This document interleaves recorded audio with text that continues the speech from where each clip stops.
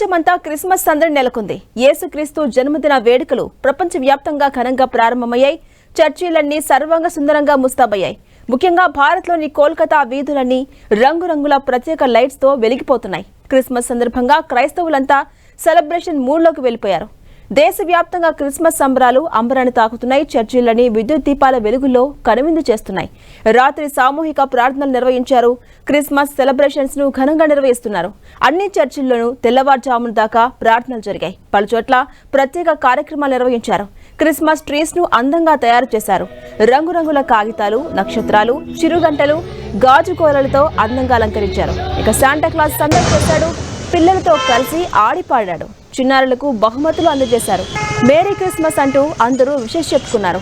ఇక స్వీట్లు తినిపించుకున్నారు. క్రీస్తు నామస్మరణ, ప్రత్యేక ప్రార్థనలతో చర్చిలో ఆధ్యాత్మికత వాతావరణం కనిపిస్తోంది. తెలుగు రాష్ట్రాల్లోనూ క్రిస్మస్ సంబరాలు ఘనంగా జరుగుతున్నాయి. రాత్రంతా చర్చిలో ప్రార్థనలు, ఆటపాటలతో సందడిగా మారాయి. క్రిస్మస్ ను పురస్కరించుకొని ప్రత్యేక ప్రార్థనలు చేశారు. మరోవైపు అంతర్జాతీయ అంతరిక్ష కేంద్రంలో సునీతా విలియమ్స్, ఇతర వ్యోమగాములు క్రిస్మస్ వేడుకలు చేసుకున్నారు.